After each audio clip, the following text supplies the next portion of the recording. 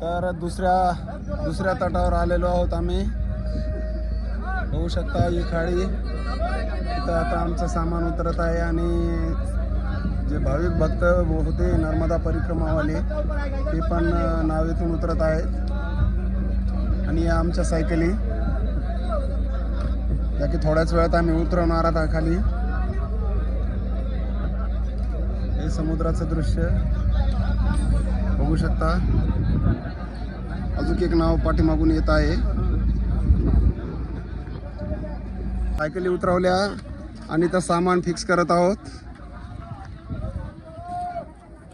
तर रेडी आहोत आम्ही तयार जाण्यासाठी पुढच्या प्रवासासाठी. आज आमचा परिक्रमेचा 7वा दिवस आहे. तर या 7व्या दिवसामध्ये आता पुढील प्रवास आमचा सुरू राहील. आम्ही आता नदीच्या दुसऱ्या तटाला आलेलो आहोत. तर आमचा प्रवास नर्मदे हर. तर पुढील प्रवास आमचा नित्य चालू राहील.